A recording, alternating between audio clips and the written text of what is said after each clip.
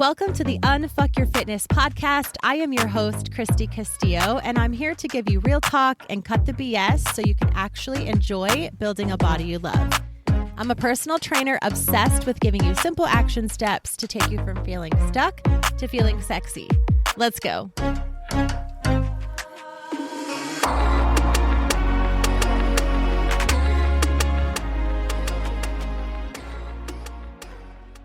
Hey guys, what's up? Welcome to today's episode. I'm excited about this one because, no one is coming to save you is a pretty cool topic if you ask me. You can probably just imagine some of the things that are going to be flying out of my mouth today, but I'm really excited about this one because it's like real talk and you guys love that. From a few weeks ago, the episode of This Shit Is Not Optional. I've gotten so many messages. My husband actually texted me one day and was like, you need to put "this shit is not optional" on a shirt.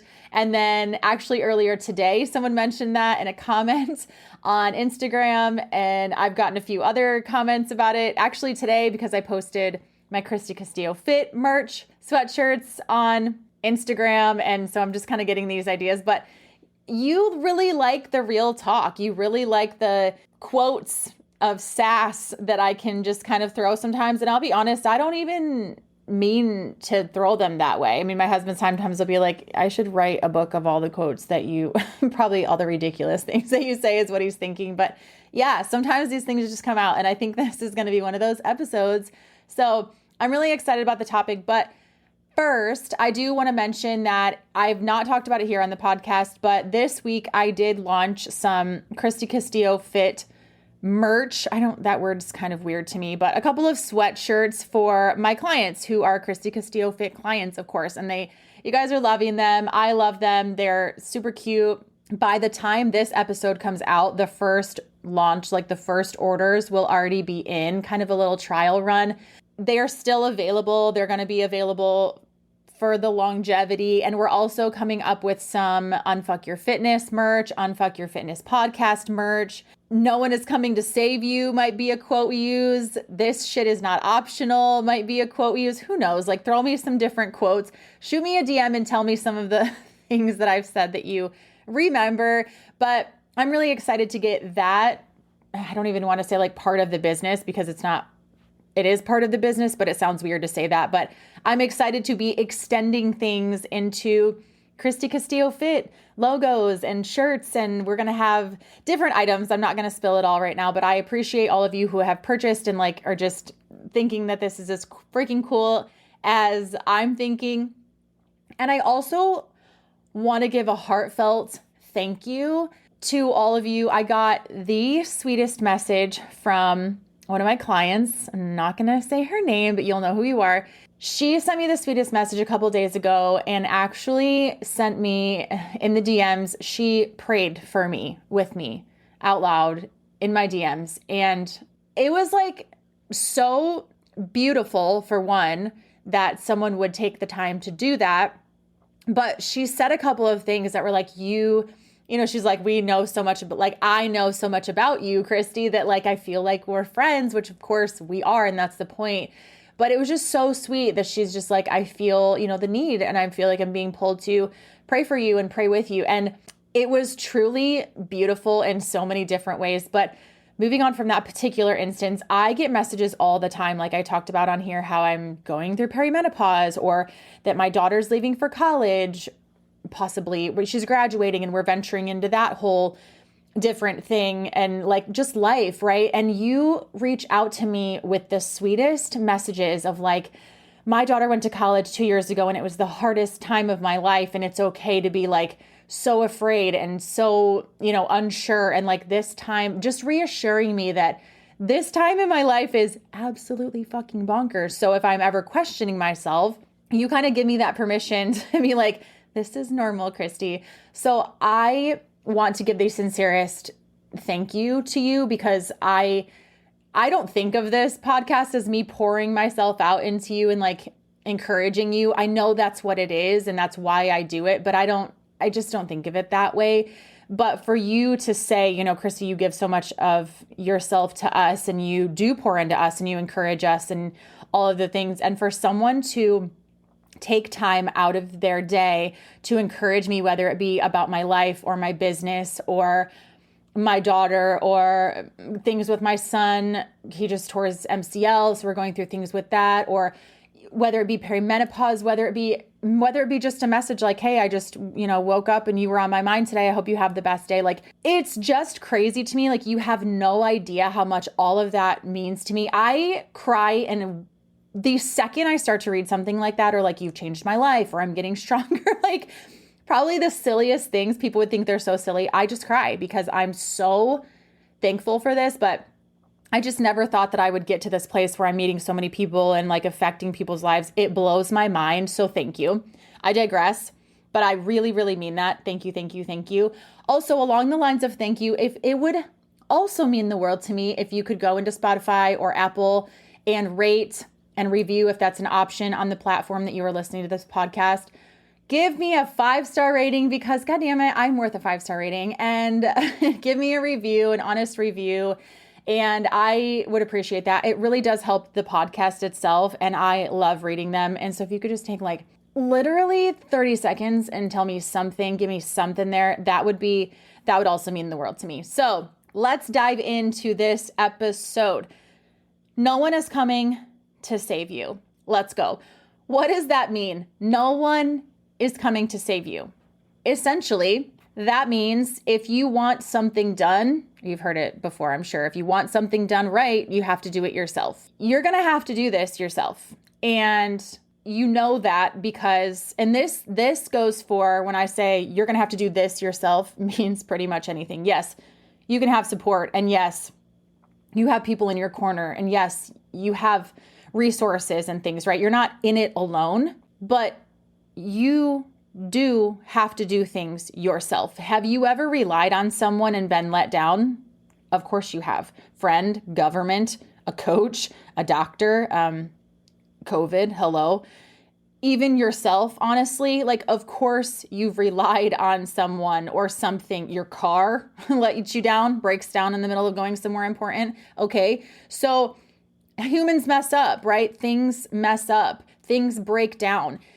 It's pretty normal, I guess, but the one person you should be able to count on is yourself. And so when I first started thinking about this topic, it was a couple of days ago, and I don't even remember the context, honestly, but it just popped in my head, and I opened my notes section, and I have a podcast folder, and I typed it in there in all caps and made it like subheading to make it bold. And I was like, no one is coming to save you. And so I stewed on it for a while, and it comes from a place of, I don't like to use the word hate, so maybe I won't. I strongly dislike excuses. I don't like laziness. I don't like when people, and I'm not talking about lazy like taking a break or taking a day off or things like that from your workouts in a sense. And I'm not talking about excuses in the sense of, I had the craziest week and my kids were sick and I had, a million things to do in this work project. And I'm not talking about like a crazy week. I'm talking about the excuses. And we all know the difference between I had a really busy week this week and I freaking couldn't do anything and everything fell apart. I get it. I have had busy weeks, and those are reasons why my fitness has taken a back seat, right? But that's different than like, oh, I just want to eat more Cadbury eggs and I don't want to eat a salad, or I'm too busy to work out today, when in reality, if I wrote down all the things I did that day, I had plenty of fucking time to work out. So there's a difference between reasons and excuses and a rest day and resting and being lazy. I don't like lazy people. I don't like people that make excuses. Okay, it's not that I don't like the person.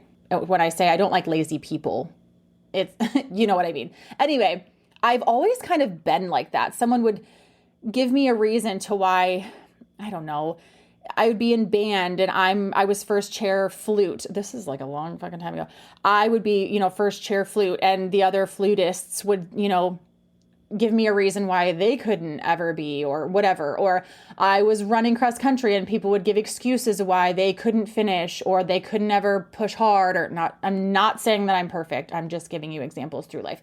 Or when I'm doing a fitness program, like people are like, oh, it must be nice to have so much time in the day. Like I just have to work all the time and must be nice to have energy. I, don't have energy because I'm so busy, or I just can't sleep right. Or I don't know. I'm trying to think of other excuses, but what I'm trying to say is I've never liked that. I would always just kind of look at someone like, what are you talking about? Like work hard or like figure it out. I don't know. Why are you making excuses for yourself? I don't like that. But back to what I was saying, the one person you should be able to count on is yourself.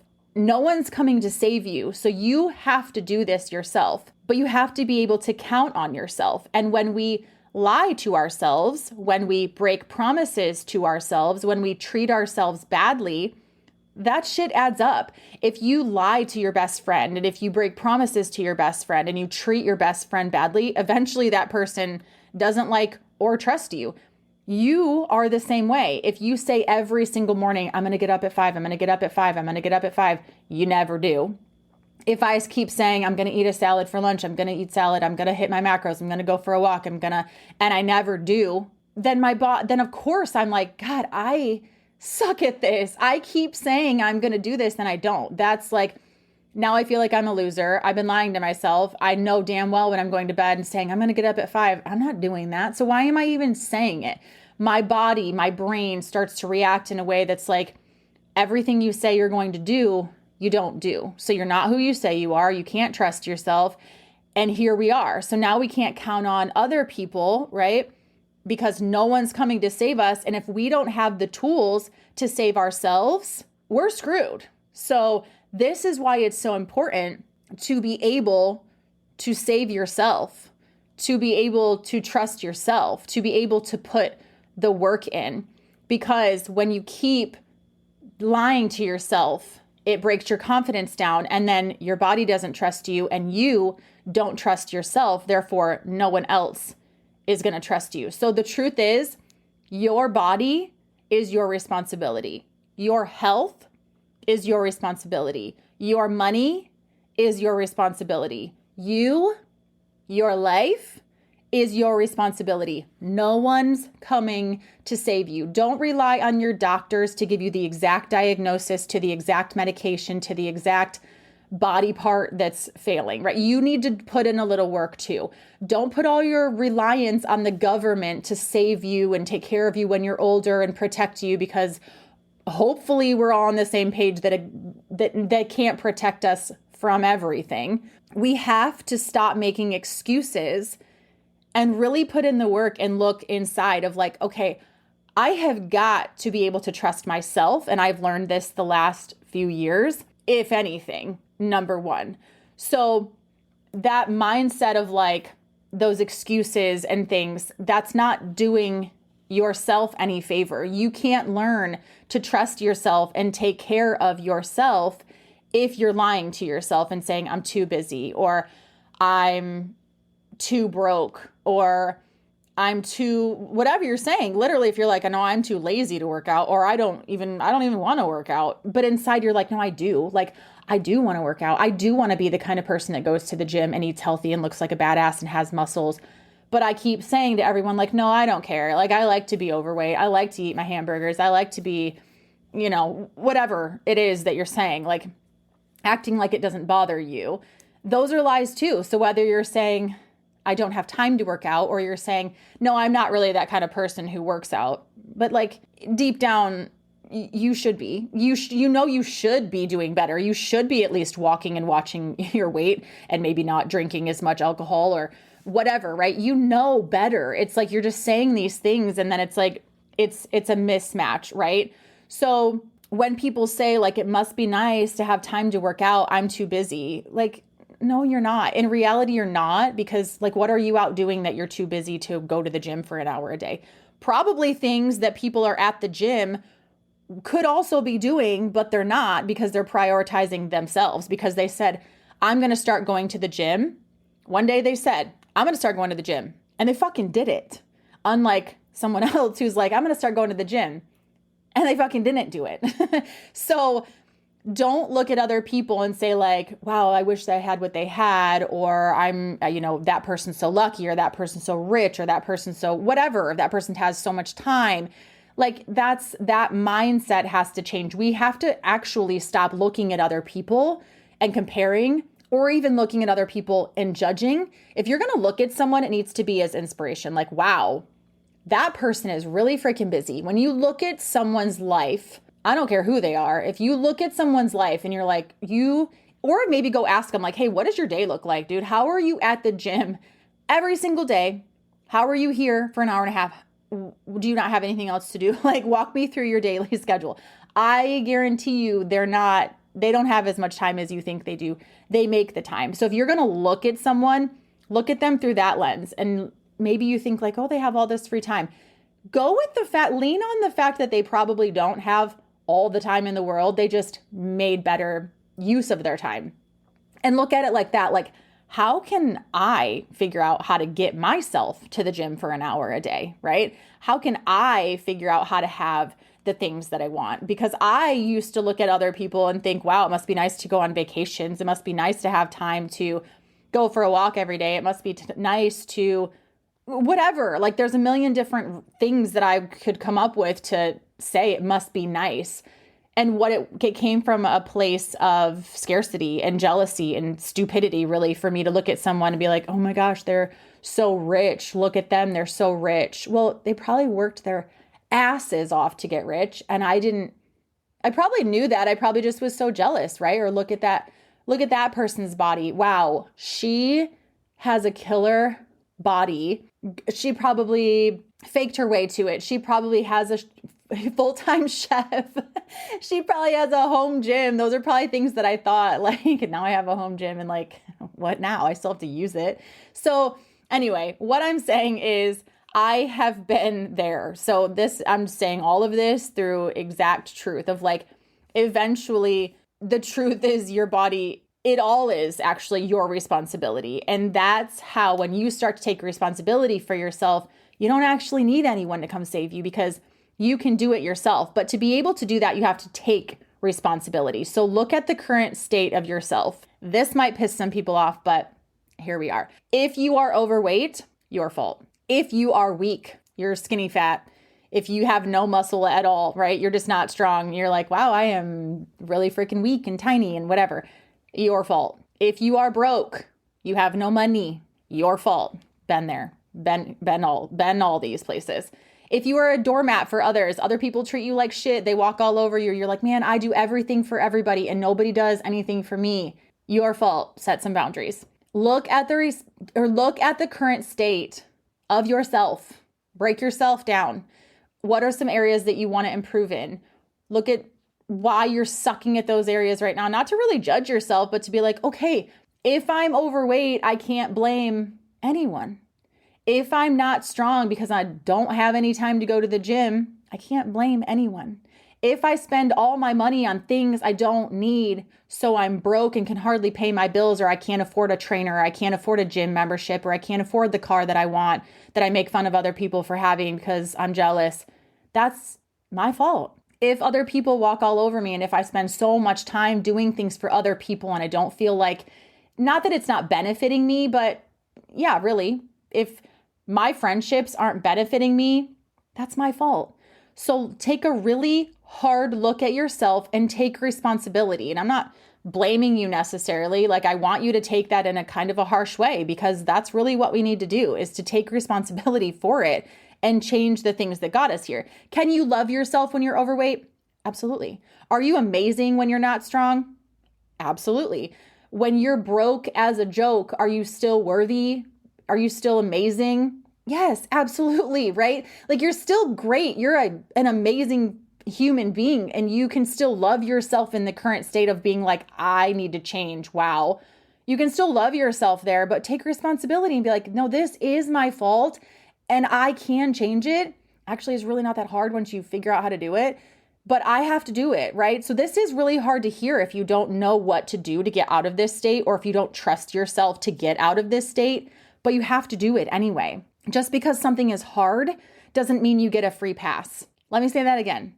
Just because something is hard to do Just because it's hard doesn't mean you get a free pass. Just because I'm tired, just because I'm broke, just because I'm overweight and it's going to take a long time, just because I have autoimmune issues and this stuff's harder for me, it doesn't mean that I get a free pass and I can just lay around and sulk in my pity and blame the doctors for not figuring out what's wrong with me, or blame the food I eat, or anything. Anything that's happened to me has been my responsibility, and I've had to work through that. So just because something is hard doesn't mean you get a free pass. This shit still applies to you. You're in control. You have to save yourself, and you have to do it yourself. Now, when I was in the depths of depression, not all that long ago, I thought I would never get out of it. And you may have been here as well, because I know a lot of people, when I talked about depression a lot, when I was kind of going through it and coming out of it, I used to talk about it more on my Instagram page, and I got a lot of messages from possibly you about it, because a lot of us struggle with anxiety and depression, and a lot of us don't talk about it, and we need to. But when I was in the depths of depression, I thought I would never get out of it. And before I had kind of entered this really depressed state, I was out of control and not taking responsibility, for one. Before that, I was someone who was like, I totally trusted myself. Like, I knew I was a badass. I could do things. Like, I was totally in my power. Kind of got out of control and like didn't take responsibility for my actions, didn't take responsibility for my body. Like, things kind of spiral.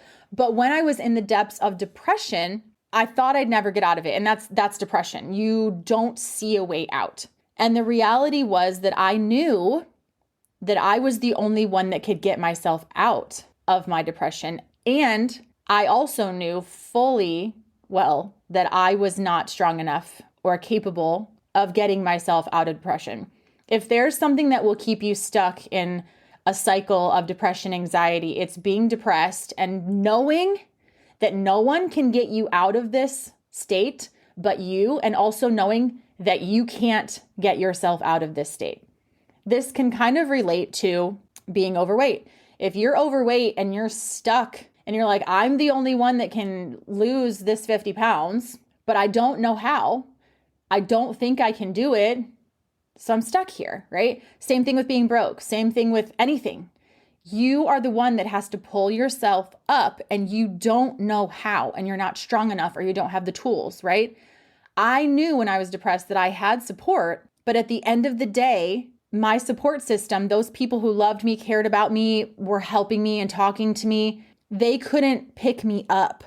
They couldn't do the actions needed to get me out of that depressed state. That was on me. And when you are depressed, XYZ, enter anything. When you are stuck, and I'm just going to say depressed, when you are stuck in that depression, I knew it was me that had to get myself out of it. And I had no idea how to do that. And there were days that I didn't do shit about it. And there were days that I would do a little thing, kind of here and there. And I actually saw a reel today. It was an older one. Shoot, I cannot remember the account that I saw it on. It's a therapist that I really like and trust, but she was saying that when you are in a depressed state, you need to keep doing these little tiny things because they add up. And that's so true. Every day I would get out of bed, it was like a little check mark. Every day I would go to therapy, a little check mark. Every day I went to the garage to work out, and maybe I just cried through my whole workout. It was like a little check mark. Every time I would do some gua sha or wash my face or give myself a little, like paint my toenails, right? Like some physical self-love like that, a little check mark. And I had no idea at the time that those things would add up. Like, that's not really why I was doing it, honestly. I just am the type of person that's not going to just roll over and take it. Like I said in a couple episodes back too, like, you can't do that. But there were a lot of days that I would call on my support system. I would have friends that I would be like, I'm really struggling today. Like, I have been crying and crying and crying. And then it'd be like, that's okay. Like, cry, but then get up, move out of it. Let's go. Like, you've got to do something, anything to get myself moving. And maybe I would only get myself moving for 5 minutes and then I'd go right back into that state. So what I'm saying is when you're trying to get fit, when you are trying to count macros, when you are trying to start working out, when you are trying to drink water, even one of those things, not when you're trying to do all of those things, right? So when you are trying to start working out, let's say you have this goal of 5 workouts a week to work out. Maybe the first week you hit 5. The next week you hit 3 and you're like, oh my God, I thought I said I was going to hit 5. I'm not very good at this. No, it's still a win. You still showed up. Check the box. Maybe the next week's even worse and you only hit 2 workouts and you're like, wow, I really cannot do this. I said I was going to stick to 5 and then I did 3 and then I did 2. No, like look at it as the opposite. Like you are taking steps. It's better than it was a couple weeks ago. Maybe the next week, then you hit 5. You're having a really good week. The next week, maybe you hit another 5 and another 5, and then you hit like 1 and you're like, okay, here we go. Every single thing you do when you're working toward learning to trust yourself, learning to save yourself, learning to be there for yourself, taking responsibility, every freaking thing you do that is even sort of a win, you count that because that is learning to trust yourself. And if you acknowledge it, that's even better. I would have friends that would say like, well, what did you do today? Did you work out today? And I'd be like, well, I went to the garage and cried through my workout. And they're like, good job. You got your workout clothes on. You went to the garage. Good job. Like take that as a win. You wanted to stay in bed and cry. You got up, got dressed, went to the garage. Keep doing that. And eventually you'll be able to do a squat. And eventually you'll be able to do a squat and a press, right? Like you can build on that. That's huge because when I was doing those things, I was like, you're right. I did go to the garage today and I cried, and crying is actually great. So I did 2 great things, right? That's how you learn to sum this up. Finally, that's how you learn to trust yourself. That's how you take responsibility for where you are, for what got me to be depressed, for what got me to be out of control. Take a responsibility, and it might take a while. And then you very gradually work on how to take responsibility for that and improve your actions to move on. So you have got to take responsibility for yourself and realize you are the reason that you got to where you are. And the great news about that is when you start to trust yourself again, no one's going to let you down. Like that's the great part. Like I still have some bad days, don't get me wrong. But when I'm having a good day, it's me. Like I can look at myself and be like, you got yourself out of depression. You can do this. You don't have to quit on yourself. Even the other day, I was like, I don't really feel like doing a whole lot. I just kind of want to be like bored. It wasn't in like a depressive way. I was just like, I want to take a nap. Like, I don't want to work. I'm tired. And I was like, okay, you consciously, I've learned to say to myself, you can do that. You absolutely can do that. But will you be happy at the end of the day? Or should you change the way you're talking to yourself right now and go do something? And if you don't like it, if you're not really like satisfied after you did it, then don't do the rest. If you're not happy that you got up and moved, then by all means, don't move anymore. It's kind of like starting a workout when you're like, just start it and get a couple sets in. And if you're like, okay, I'm still have a huge headache and I'm still so tired. Okay, then don't finish it. Chances are though, you're going to finish it. So I still do this. I still definitely I'm still learning to walk myself through these processes, but I had to have someone teach me. I had to have someone guide me. I had to have someone help me and be there to listen to me. Just like in fitness, people can teach you. I'm teaching you macros and workouts. I'm guiding you. I'm helping you. And for my clients, I write their workouts even. I do all that and I write their workouts and I set their macros and I tell them to drink their water and I put it on their calendar, drink this much water, get your steps in, sleep, but you have to do it. I can say to you and hold your hand and walk you through it and write it all out and give you the exact way to go. But you have to do it. And until you start doing even one of those things daily, and then 2 of those things daily, until you start to do that, you won't trust yourself. But when you start to get some momentum going, the motivation kicks in, the confidence kicks in, and you don't need anyone to come save you. You can save yourself. So take care of yourself. I'm not saying that you shouldn't have support. I'm not saying that people can't help you. I think that's absolutely key. But at the end of the day, no one is coming to save you. So start putting in the work, especially the mental work, and learn to save yourself. I'm telling you, there's no better feeling than on the days when I'm like, you're a bad bitch. You can do this. You got yourself out of depression more than once, and I'm sure I'll have to do it again, but you can, right? Like, you've gotten yourself in shape once, you can do it again. You've gotten yourself to count macros once, you can do it again. Whatever you need to say to yourself, every day last summer you went for a walk, you can do it again. So just start by those positive talks or those positive words to yourself, and you will start to make that turn.